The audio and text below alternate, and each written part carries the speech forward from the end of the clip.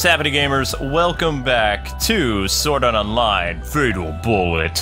And today we messed around with our new color palette thing in Ambi-chan's... Oh, I'm purple! Yep, you have a purple shirt now. I'm in the mood for a new haircut. No. Nope. How are you feeling today? Alright, so, change outfit. This is Ambi-chan's new ability that we've unlocked. And we can mess around with the color of her weapons. And her clothing. I recycle pandas. You recycle pandas, yes, because you're an android. Whoa, that doesn't look good. Nor does that. That just looks all kinds of bad. I also gave you a pink hair thing, because... Yeah, it's purplish pink. Blue doesn't look too bad. Yeah. Ooh, pinky. Super pink. Yeah. Because I like the color that I made your shirt originally, so it doesn't really matter. But yeah, that is the outfit change thing, and I also changed the color of K-Wing's costume. I tried a purple suit for a little while, but I just wasn't feeling it, so I made the suit all black, but it came out kind of like this metallic color, which is very shiny now. So, I don't know what the suit originally looked like, but this is what it looks like now. Metallic suit. Oh my god. I know. I really need to get some different costumes, but you have to complete the different bosses in order to go to new areas to unlock costumes. And as far as I know, you can't add costumes for the secondary characters. But if you guys know how to do that, let me know. In the previous Sword Art Online games, you could actually add costumes for the other characters. Like you could get bathing suits and gowns and stuff for the girls. Summer outfits, fall outfits, and stuff like that. And you could change anybody in your party. This game, I don't know. So today, the plan is we're going to continue the story by going to the teleporter that's right up here and take down the boss of the Wastelands, and then we'll get to move. Whoops. Having a little camera issues there. That's a nice picture of GGO in the background, the hub world. Yeah, totally. Glocken.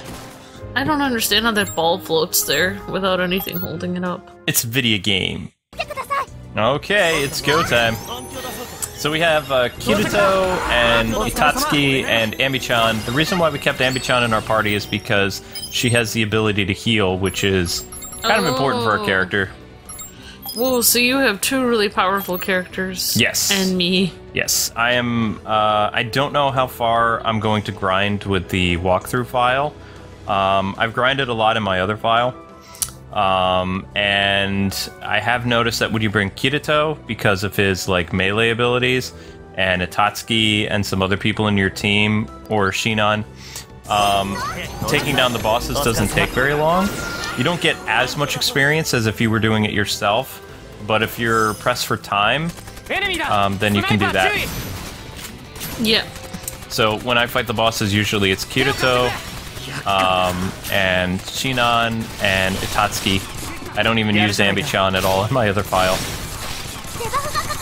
Oh, wow. In fact, she's not even named Ambi-chan in my other file. I named her, I'm trying to remember. It's based after an anime heroine. Aww. I had to look it up to write it.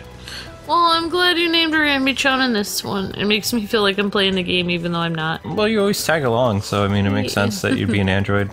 I just don't feel comfortable dating robots, so. It's fine.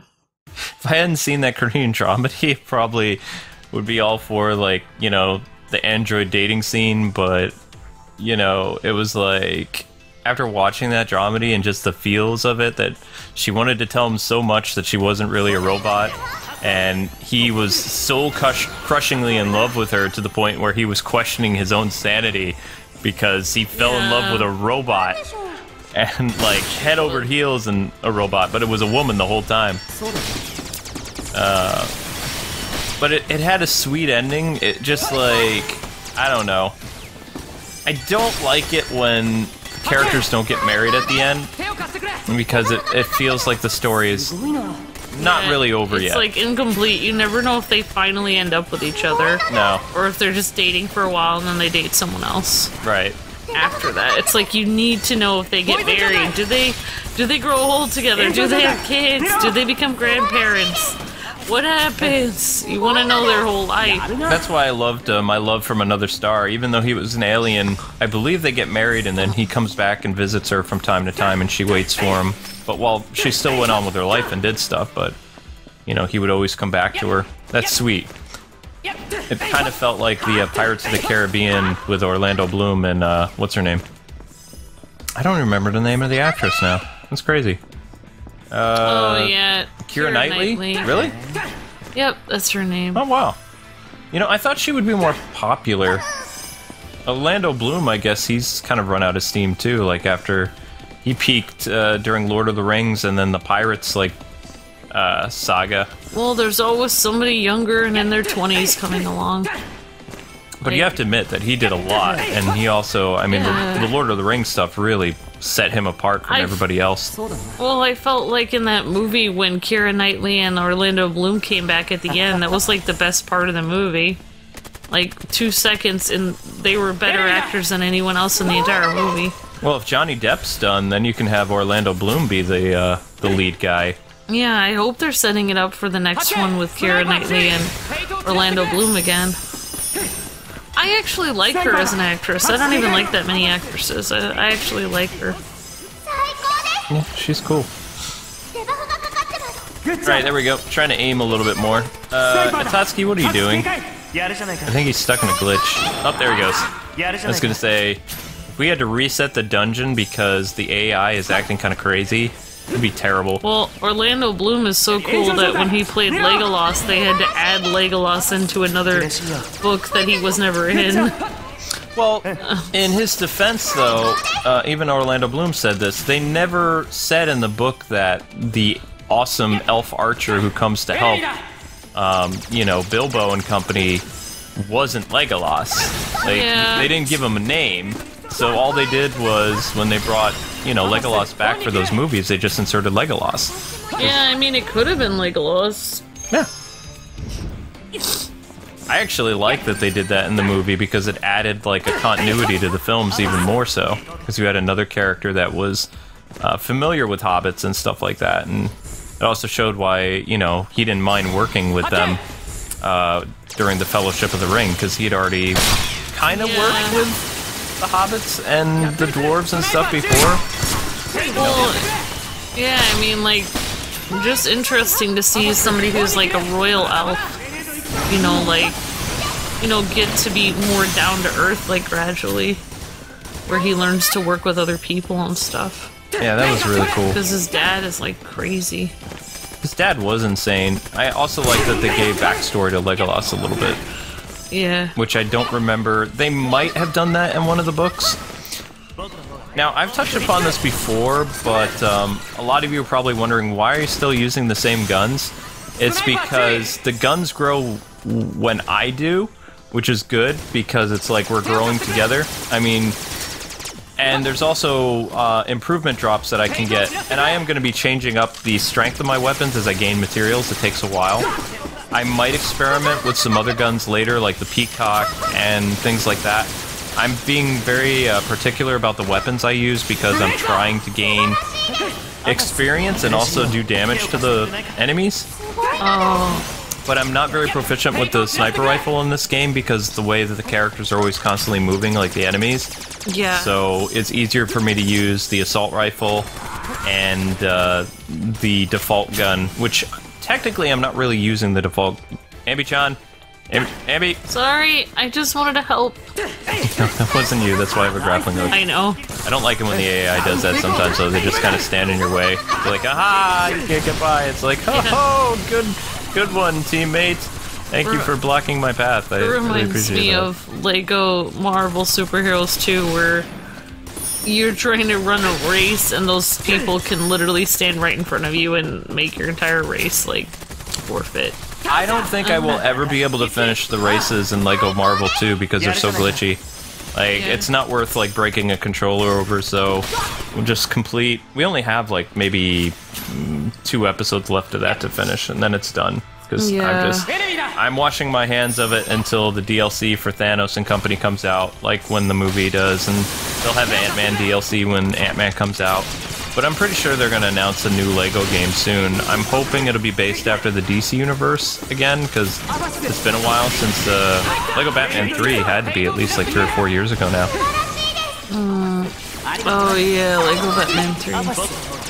Yeah, that was a good one. Because Lego Dimensions came out, and then they just went back and they redid Lego City. I'd like to see a new Lego City, though. I mean, I'm kind of all superheroed out for a little bit. I love Lego City. I know. I'd love to see a sequel to that. Ow! That kind of hurt, guys. We have to see what happens to Natasha, or Natalia. What is her name? I don't remember. I think it's Natalia. I don't think she'd be called Natasha. Chase's girlfriend. Yeah, I don't remember if they ever make it really official, though. Also, the charging attack that I do works really well, but if I'm being completely honest with you guys and gals, the weapon that I've grown accustomed to using that I don't have yet here is the Photon Saber, which is ridiculously strong. I have like a plus version of it. Oh, it's like a sword? Yeah, it's like Kirito's sword. Whoa. Except I spent all my money on improving it, so it does like 800 damage, like per hit. So yeah, it's like, woo! That's what you get. It took a while to make it that way, and awesome. it's an epic sword. It's not a legendary. I've actually set my AI character or my Type X girl on my file to go after materials, and I believe Ambi-chan is set up to go after in the banking thing here, the bargain stuff, which isn't really going to give her the best items and stuff like that, but at the same time she won't accidentally use all our money because it's risk and reward, so she can end up using all your money while trying to get something good and like being swindled by somebody. Oh yeah. You have to be really careful how you set up your AI money. It would be me shopping at Walmart or something. Yeah, you could easily go from like 1 million credits to like 200,000 in like the course of an hour, because Ambi-chan will just like spend freely. Which, there are some players that do that. I've been talking to some people on Reddit, like how they have their Type X do stuff, and it's like, I don't feel comfortable giving them that amount of money just with a 50% chance that I might get a legendary weapon. Yeah, exactly. It's too much of a risk. Besides, I like buying all the outfits, and you need money to buy outfits. Yeah, I don't see... I mean, can't you have a chance of getting a legendary weapon too, or no? Or it's just your AI? There's one way you can do it. I feel like that's kind of gambling, though. Like, you should just let your AI gamble a little bit. It's like, why would you spend like $1,000 doing the lottery every month when you could just spend $20 doing it? I've gone back and I've watched some of our first episodes that we posted. Only episodes like 1 through 4 have really released for people. So people are telling me I'm not very good at shooting and stuff like that, and that's true. But that's the reason why I increased my dexterity in this game, which has to do with my defensive abilities. This isn't just a shooter. This has to do with a lot of other things. Yeah, it's an RPG. It just has to do with, like, shooting is one aspect of it. And the stats is another thing. So, I always try to increase my dexterity for the characters first. That way, you know, I can have the endurance to stick around and fight some of the tougher enemies. I just don't understand how... I don't know, like, people used to play games for fun a long time ago, and now everything on the internet is, like, some big competition, when it used to be you're just showing off the game and being like, hey, I like this game. And now everything is so, like, competitive. It's like, oh, you're not allowed to play this game unless you're an expert at it. Yeah, I don't like how YouTube has changed in that aspect, because before it was people would freely upload, like, content, and there would be people would watch you based on your commentary and not skills. Now it's like you have to have a $1,000 microphone. Even if you only have 2,000 subscribers, if you have like $1,000 mic and you have amazing gameplay, it's like people deserve to watch you over someone that's been around for like 10 years. That doesn't make sense to me. Yeah, because I like to watch people that I can relate to, that, you know, are like me, and then I can learn what kind of games they like. I watch people that are like me. Like, I even want, like, when I watch vlogs and stuff, I don't watch, I don't know if you know this, but, like, I watch a lot of, like, girly vlogs, like, girls buying stuff on Amazon, or you know, makeup stuff or whatever. But I don't watch like the really super like. Nope. I'll tell you later. No, it's okay. But I don't watch the really like professional looking girls that look like their lighting is perfect and everything. I usually watch people that look like normal people that look like they're just filming in their room and they're just honestly telling me their opinion. Like that's what I watch real people. That's what I look for. Like that's the kind of people I watch. But whatever. I guess everyone has their own thing. I think I went the wrong way. But yeah, I mean, just to finish my thought, it's like when people ask us all the time, it's like, how do you do YouTube? It's like, in all honesty, I don't know anymore because it changes like every 2 years. And it's like, 1 year I went and I actually took a class online to become YouTube certified. But it feels like that YouTube certification only seemed to work for like 2 to 3 years, and then everything changed even more. So it's like, I don't think I would pass this time around. And there's really no benefit to going through a class like that again. It's time consuming, and that was back when Disney Infinity 2 was out. So, I mean, that was a long time ago. The benefits of doing this is if you have someone you really like working with, because you can't do this by yourself. You can maybe do it by yourself for about 6 months, and even like releasing all the content that you're going to do, it's going to be too much. It's hard to do it by yourself just because of your own sanity. Yeah. I mean, if you live alone, go for it. But yeah, like if you want to, if you live alone, you don't have anyone to talk to except for your cat. You might as well just do it, and then upload videos of your cat. Then other people can actually speak to you in the comments and stuff. Like, but if you want to have a life outside of it, and you're trying to have a life, like you can say goodbye to your life because it's. Do you want to know what I find funny? Huh? No matter how many times I've run through these dungeons, I still get lost. Yeah, they all look the same. The stairs are all exactly the same. That's kind of my complaint with the Sword Art Online games. These orange stairs look exactly like the other two. Well, yeah, it's the same. But the SAO games, like, the levels always look similar. Gun-Gale, or Gun-Glaive, or whatever you want to call it, GGO, the levels, like, on the outside it has, like, that deserty feel, you know, with decay, and like, there it is. This is important. That's a fast travel point.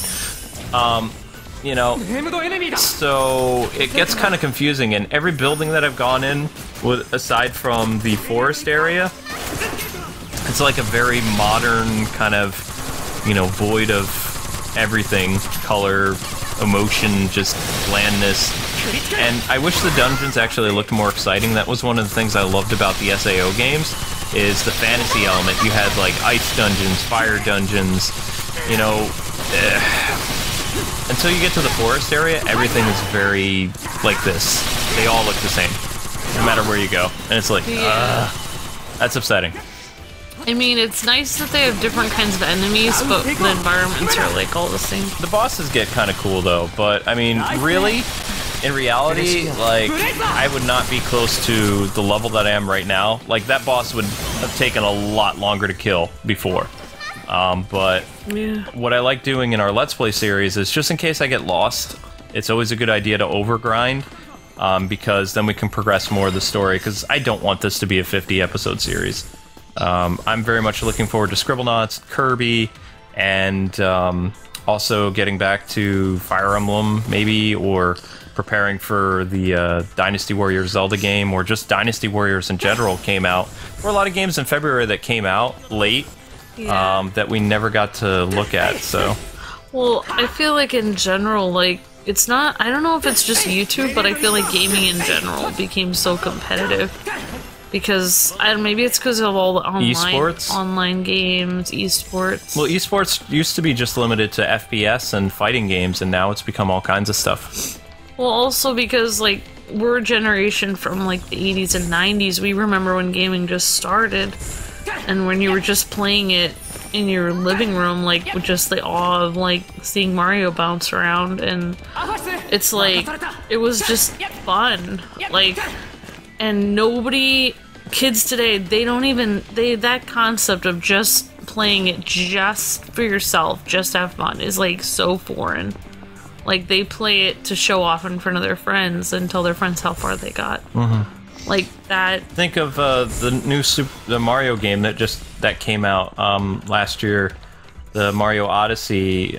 Sometime in February, it's getting an update where they do Balloon Hunt or something like that. It's like they're still adding content to the game. It's like the game can't be perfect because they're continually working on it. Yeah. And it's kind of like, I don't even know, we didn't even get all the moon things because there's just too many of them. Now they're adding like another thing where you go through and spend weeks and months collecting something else. It's like, I mean, that's great for people that can afford things. I'm not knocking that. It's just like, from a gaming standpoint, it's just kind of like, if you have to add more content to make your game still still a must-have after only 6 months of it being out, that's not a good thing.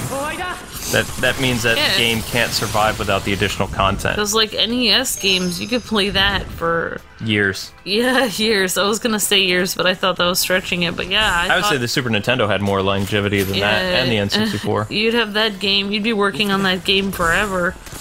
And you would play it over and over again because the music was that good, the story, you know, the levels. Wait, was that not the boss that I took down? I guess not. Oh, I know what happened. I know what happened. I think we took down... I might be wrong, but I think that boss was a side boss. Oh, wow. I think I accidentally discovered a side boss. Basically, if you go... You know those rooms that are up above in Glocken, where they give you little side quests? Yeah. The game wants you to go and revisit locations. Whoa. To, and they did it in Sword Art Online too, like all the past ones. You'd go and you'd revisit an area and then fight another boss. Whoops, I didn't mean to do that. And then you would get, more experience or whatever else. Yeah. But it would expect you to go back and revisit bosses. In fact, people, if you're looking and you're trying to complete a side quest right now and you're like, oh my gosh, what am I supposed to do? 9 times out of 10, the thing that you're looking to accomplish is back inside one of these dungeons. You just have to go, instead of where the boss usually is, go in the opposite direction and you'll find the thing that you're supposed to do. Gravity-defying jump! Wait, what was the tip again? So you go in the opposite direction of the boss? Yeah, usually the opposite way, yep. Cool. And then what do you find in the opposite way? You find a side boss. Oh, a side boss. Okay, I gotcha. A side boss that gives more experience and stuff like that. I was kind of trying to pay attention. No, it's okay. So, that enemy that we took down, that was a side quest that might be unlocked right now, and I think even if you beat the side boss before you get the mission, you complete the quest? I don't remember. Well, it might be one of those games where you have to accept the quest before you get the points for it. I feel like if you and I never hung out and watched any movies together or spent time together, you could probably just sit there and, you know, grind like crazy on every single game and be an expert and whatever, but it's nice that you spend time with me. Do you know what I would look like, though, afterwards? Do you remember what Kirito looked like when he took off his Nerf gear? He had the long hair, and he had the peach fuzz all over his face, and the bags under his eyes, because he was playing the game for 2 years. If I did a straight grinding session of Monster Hunter, even if, I don't know if I would even survive it, though. Because, I mean, in order to do the things I need to do, I'd have to set it alongside, like, at least 48 hours to do stuff with Monster Hunter, and it's... I'm having more fun with this game right now. Like, I've found a great method to grind and do all this other stuff. I know what I need to do in Monster Hunter, and I need people to do it, so... I don't know... You're working smarter, not harder. Right, but that's one of the reasons why I'm enjoying... And maybe I'll look at more anime games like this, because I like how it's laid out. I can go through, and if I just want to overgrind and stuff, I can. If I want to, you know, challenge the boss, like, under level and, like, really put my skills and my gadgets to the test and status points and stuff like that, I can do that. I like the variety that this game offers, but I also know the classic way of going about this, so... Yeah. It's very fun for me. I am having a lot of fun. You know, regardless of what the reception of the series is, I haven't really watched back a lot of episodes that we've uploaded, like the first 4, because I don't know. But even then, like right there, just like taking down a boss being so OP, it's like you feel like a part of the Sword Art Online universe. Like, you know, it's like, yeah! Yeah, that was awesome. Look what I just accomplished. Yatta. So we took down the side boss and the main boss of this area, so that means we get to go to the next region now. Now I'm all caught up. Awesome. Next region's fun, too. Yeah, your hat looks good with the suit. I didn't think that the color came out really well. I mean, the metallic suit... matches better than the green, I guess. But yeah, it does look a little bit shiny. Looks very shiny. And also the characters, I don't really talk about this, but when you bring certain party members onto the field with you, they do interact with one another. It doesn't do anything to increase their, like, affection for one another, but it's nice to get more character dialogue for people that aren't, you know, constantly doing commentary like we do, because we're a commentary channel. Yeah. If you're just playing the game yourself, the characters will entertain you quite a bit. So. Yep. That's cool. That's right, Shadow. Shadow saying hi. And Shadow's used the facilities and she's ready to come up. Yeah, I can get her out. After this episode, I'll take care of her. Alright, so this is the sand area. Yeah. Solitary Sands. This is a really fun region and actually a really great place to grind once you get here. Same rules apply. You can take down other players, or if you want to gain like some easy levels, there are a lot of subquests here where you can like shoot down bees, and there's even some monsters, if I remember correctly, that are level 60 and above, like 60 to 70, I think. Oh wow. And if you're a level 20, you probably won't be able to kill the monster. However, you will get experience for fighting it. So, you know, if you get killed and say you're like a level, we'll estimate, like 16, you die fighting the level 60 monster, you'll probably be level 21. Like, even if you die. Wow. Yeah, because you gain experience in everything in this, especially if you have a weapon that you were lucky enough, because the item drops are all random in this game. If you were lucky enough to get an item that gives you experience after you defeat an enemy, like none of my guns have that yet. I'm lucky enough that my lightsaber on my other file has like a vast experience boost. Oh yeah. So every time I destroy a monster with my like photon sword, I get more experience. This is also like a really large map. Like you can see the size of it here. It's a massive area, and it's a lot of fun to explore. I'm trying to remember, how do I go back to... There's a way to get back to the other map, so I can teleport out of here. Okay, I think that's it. Nope, that wasn't it. Shoot. So I just go back here? I like that it's random, because at least it gives you a chance of, you know, getting something cool. Well, yeah, but, I mean, there are some people who like to, this day and age, they like to play through a game, but they also want to know what's up. Alright, so I should be able to leave now. There we go. So, just by exiting out of there, we can go right back to the main area. And let's see how much XP we got for taking down 2 bosses. Survey says... Yep, that's very nice. How much did I get? How much experience? I took down 2 bosses. One level. Well, that's because I was already over-leveled when I fought the bosses. So if you fight characters that are under you, you don't gain that much experience. Only 1 level. That's the same of every RPG, though. You could go through and be OP, going through and taking down all the lesser enemies that would cause like problems for people who are like level 8 through 15. Yeah. But if you're like a level 30 and you're going through the first world, you're not going to gain a lot of experience unless you take down player characters and do that trick that I told you guys in the previous episode. That's how it works. I see. Yeah, player killer. Yep, PKs. Alrighty, so I think we accomplished what we needed to, which is pretty awesome. So thanks for watching, guys and gals. Join us next time to progress more of the story and see what's up. Maybe even try out a new outfit. I'm going to see what the shop has to offer. Until then, God bless and happy gaming. See ya!